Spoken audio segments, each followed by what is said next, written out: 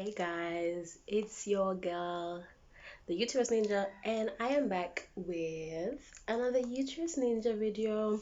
I know it has been a little bit since I put up a video, but I have a good excuse.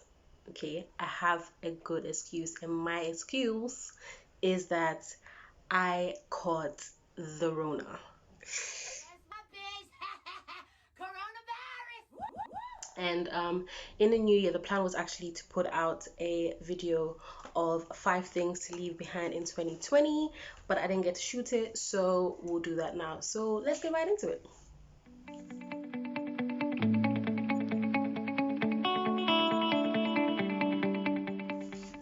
Okay guys, so I've got my little list because I didn't want to like leave anything out, because there's a lot of things that people have been doing and recommending to women, and it's just really irritating because some of these things are actually quite harmful, and sometimes it's actually people that don't have uteri that recommend these things. So it's just kind of like, where do you come off recommending things and also being wrong? Okay, so yeah, so the number one thing that we should leave in 2020 is wearing the wrong sanitary pad. And when I say the wrong sanitary pad, it is referring to absorbency and yeah, mostly absorbency. So something that I have noticed with people is that they will wear maxi pads throughout their cycle, even on the light flow days. And in general, that's okay. As a matter of fact, I do that a lot of the times because sometimes I just don't want to buy all the different sort of kinds of pads. And I'm also very used to just buying maxi pads just because like I've pretty much have had heavy flow all my menstrual life, and it was actually only very recently that I had some days where I have light flow. Like that's a very recent phenomenon for me, so I'm just very used to buying maxi pads, and I would use those. However, the thing that I actually want us to leave in 2020 is buying maxi pads so that you don't have to change regularly. Now, let me disclaim this. I know that if you are experiencing period poverty and you cannot afford to buy, several packs of pads every cycle, and you're doing this, I'm not speaking to you. I totally understand why you would do that. Again, I am also guilty of that as well, but it is something that if you can afford not to do it, don't do it. Um, Again, nobody actually wants to spend money on pads, so I get the temptation for you to just buy like a longer pad, and that should then like run you through the whole day. But it is slightly unsanitary. So the thing with pads is that obviously the blood is soaked into the pad.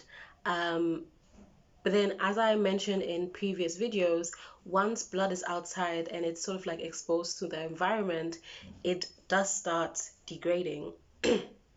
And so if you don't change or wash out your sanitary product within the time frame of what it suggests that you do, there is a higher possibility of you catching an infection. So wearing a pad, even if it's just a little bit of blood, that blood will degrade over the day, over the course of the day. And obviously, your vaginal area is an area that does get very warm. It's in between your thighs, and if you're a black girl or if you're a heavier girl, those thighs, it's an oven down there.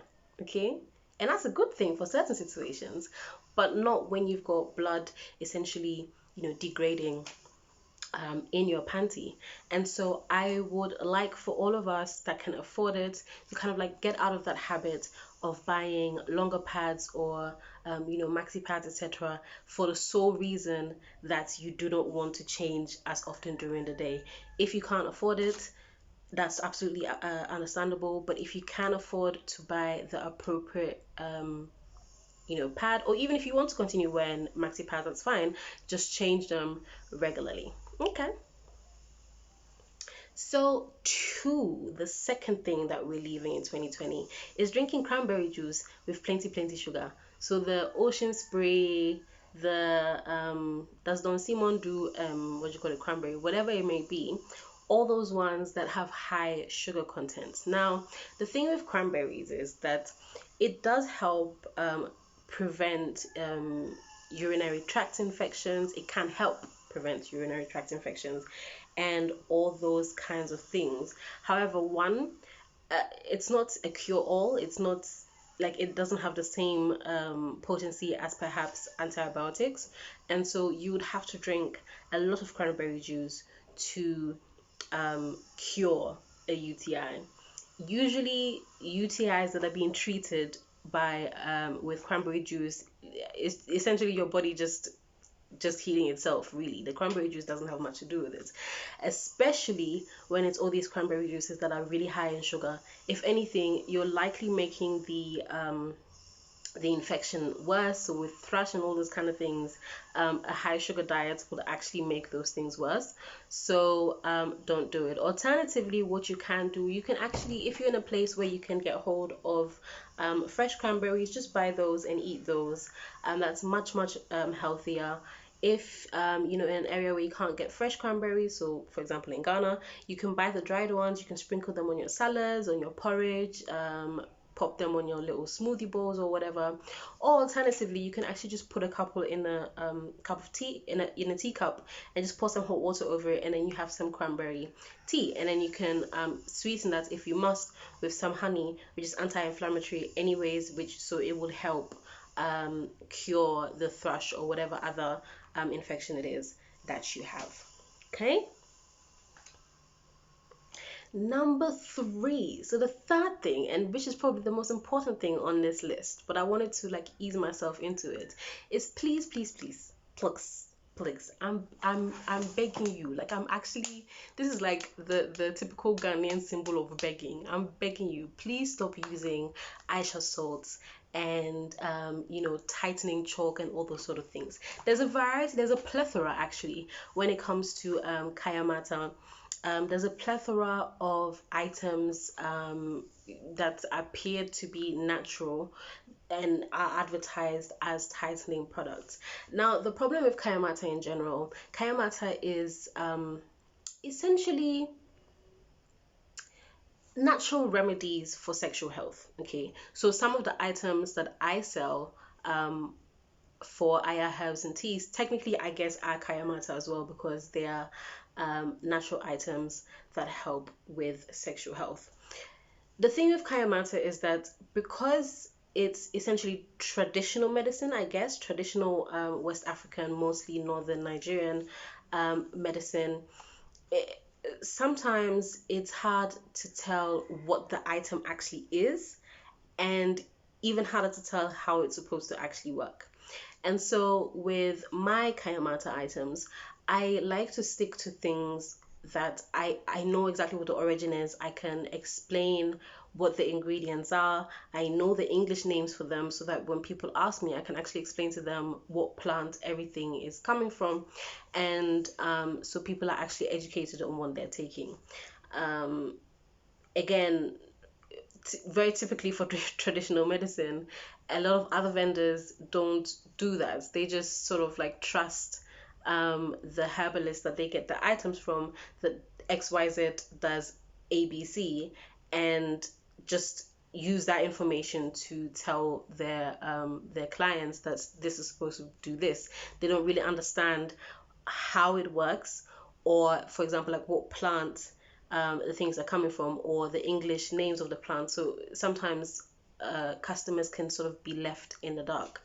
Now, these two, Aisha salt and tightening chalk in particular, I'm very wary about, because I know exactly what's in it and I know that it is harmful. So Aisha salt, as the name suggests, is a salt. I haven't actually purchased it myself to see what other ingredients are in it, but the main ingredient is salt. And the way that you use it is that you use it to wash out your vagina regularly in order to prevent infection and to tighten your vagina. Now, the problem is that salt has been used as a preservative for years and centuries, etc. And the reason why that is that bacteria cannot live very well in high salt concentrations. But then that also means that your vaginal flora will be affected by when you wash it out with a salt. So even all the good bacteria that you have in there will likely die and that's what then influences your pH. And when your pH is off, it's very easy for other bacteria to end up living in your vagina because you have changed the environment.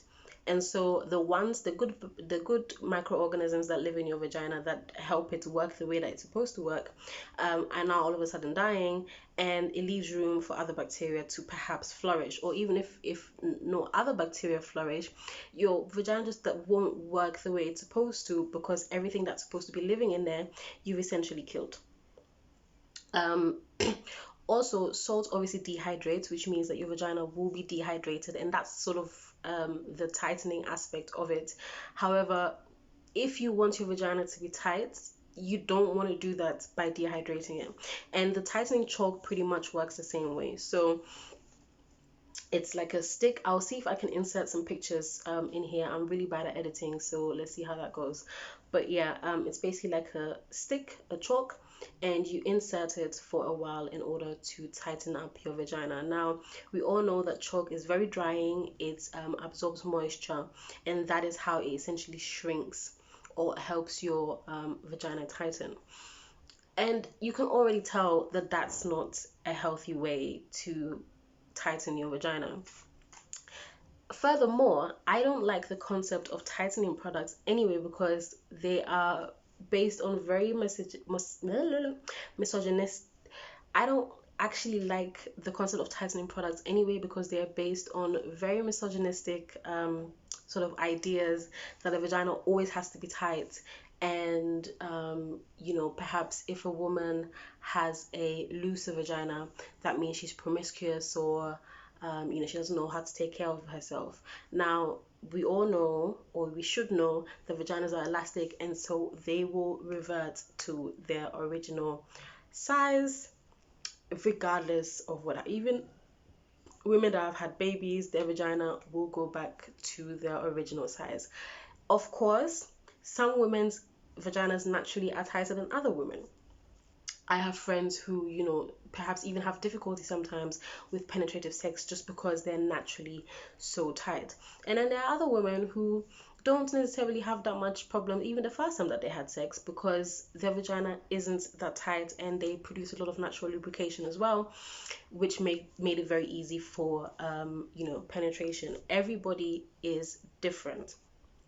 And I did a little bit of research on things like the tightening chalk and the salt, and its origins as well for me seemed very misogynistic, because it essentially stems from Arabic cultures, where women would give birth and their partners would complain that after they'd given birth, their vaginas aren't as tight as they were before they gave birth. And well, the problem is really time, because you have to allow for time for the vagina to heal after something as traumatic as childbirth, because that's what it is. Childbirth is fucking traumatic. Like,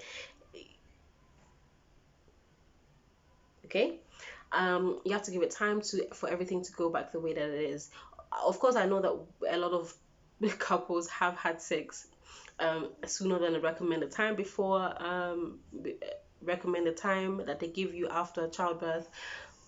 But essentially, you have to acknowledge that if you do choose to have sex, it means that things might not feel the way that it usually does for a little bit. But essentially, the genesis of all these items is partners complaining that their women are no longer as tight as they were before childbirth, and so women would stuff their vaginas with salts or chalk in order to tighten themselves back up, which of course in a long term will cause problems. You can actually get sort of like salt burns, where the area has become so dry that it's almost causing like a burn almost inside your vagina. So these things I really do not recommend. Let's stop using them in 2020. Let's even scrap the whole idea of wanting to tighten your vagina, because honestly, more likelihood has it that your vagina is absolutely fine. Okay, number 4. Now, number 4 is one that I talk about all the time, especially on my social media, and a lot of other people talk about it. Please stop using vaginal washes. Please stop stop douching, please stop doing vaginal steams. Now, the first two, vaginal washes and douches, are pretty self-explanatory. We keep saying this over and over again. Don't put anything in your vagina apart from clean water if you must. You can wash the outside of your vagina, so your vulva, which involves sort of your mons pubis, like the top bit where your pubes grow, your labia, obviously your gunch. I love saying that word, gunch. That little area between your vagina and your booty hole, and then obviously wash your booty hole with soap as well. But do not put anything inside your vagina in the name of cleaning it, whether it be herbs, whether it be soaps, whether it be magical potions. Please just don't do it. Now let's move on to steams as well. Steams seem to have become very popular, and people that call themselves doulas seem to recommend them a lot. And I don't want to take away from anybody's qualification, but I don't understand how you would recommend a steam and what that is supposed to do for the person's vagina. I guess it's supposed to be cleansing, but again, the vagina cleanses itself. I don't know how many times like society wants us to say this, but vaginas clean themselves, both just like in terms of how should I even say this, removing like physical dirt that you can see, because that's what not necessarily you can see, but so vaginas clean themselves through discharge. So it will clean anything physical, such as whether it be dust, I don't know, whatever has found itself in there, it will clean it out with discharge. Your vagina also has a certain pH, as we keep saying, and a certain temperature to let only certain things live in there. So it is very, very good at keeping itself clean and healthy. So let's just keep to that. Now, I will say with vaginal steams that I do something that I guess is similar to a vaginal steam. And so I sell something that I call a neem steam, which is supposed to boost your immune system, etc., etc. And you basically heat it up in hot water, put it in a bucket, and then just put your head over it with a cloth, and then use it to steam and inhale the vapor.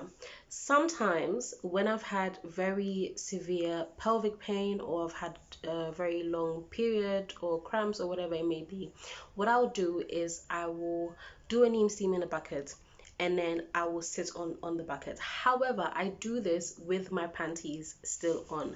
My purpose for doing this is not to cleanse my vagina, but I just need the hot vapor to relax my hip joints, relax my pelvis, relax my, just that thigh area, everything with the heat. I'm not necessarily looking for the steam to enter me and do anything, because we don't even know that actually works. With an inhaling, you are actively pulling the vapor into you, whereas with a vaginal steam, I don't know, you would literally have to hold your labia, your booty cheeks, everything apart in order for the steam to really enter you. So one, I don't really believe that it works. Secondly, doctors have suggested that even if the steam is entering you, likelihood has it that it has no effect, or it could possibly even have negative effects on your vagina. So it's better that you don't do it. Okay, so our fifth and final point, I am begging you guys, I am actually begging you, stop masturbating with things that aren't supposed to be in your vagina. Basically, don't masturbate with anything that isn't a sex toy, okay? People with vagina, and I would say specifically women for this part, mostly because I think, again, misogyny and patriarchy has made it so that people that identify as women in particular, have been shamed for wanting to explore their body. We've been, called promiscuous, etc., etc.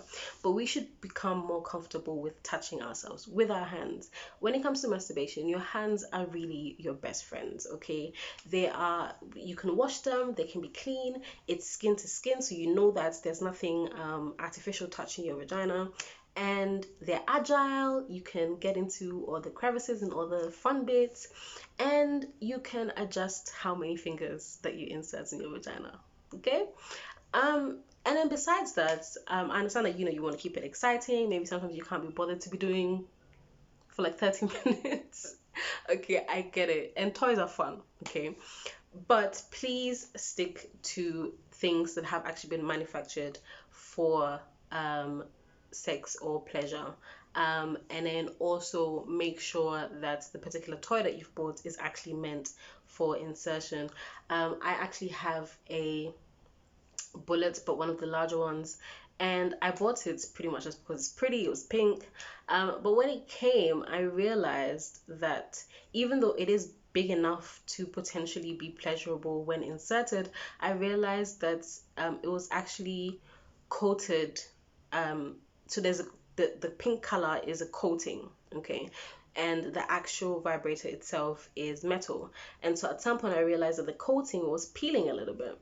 And I don't remember whether the packaging said that it could be inserted or not, but obviously then it made it very obvious that it wasn't a toy that should be inserted in your vagina, because possibly the coating could peel into your vagina, and that's not very healthy, is it? And so even with sex toys, you have to be careful and pay attention to whether the sex toy is suitable for insertion or whether it's just meant for clitoral stimulation. Whatever it may be, please do not use things like cucumbers or carrots or pens or the handles of hairbrushes. Don't do it. For one, you don't always know where that thing has been.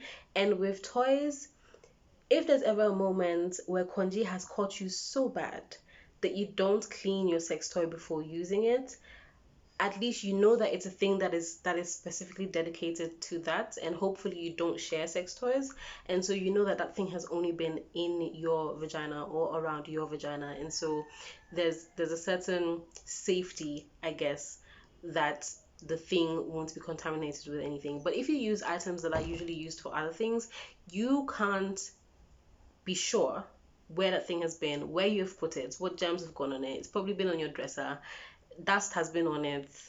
I don't know, you could have poured anything on that handle, anything could have been on it. And so it is much, much better and much, much safer to stick to sex toys. And sex toys nowadays aren't even that expensive anymore. If you're in the UK or if you're in the abroad, you can literally get a bullet for like $5, £5. In Ghana, the sex toy vendors, or people that sell sex toys, have become more common, and so it's much easier for you to be able to find sex toys as well. I don't sell them anymore at the moment because getting them into the country is just really annoying right now because of COVID and whatnot.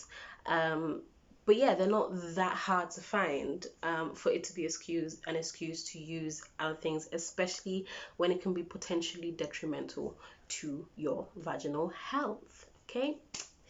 Yeah. All right, guys, so that was it. That's the 5 things that we are keeping in 2020 and we're not doing in 2021. It is a new year. Happy New Year, guys. I wish nothing but health and wealth on your vaginas and on your uteri. I wish you healthy periods. I wish that this year will be the year that we eradicate period poverty in our individual communities, and I hope that this year I'm able to provide more information on vaginas, on uteri, on female reproductive health, that helps you guys make better decisions about your uteri and your vaginas. All right, guys, take care.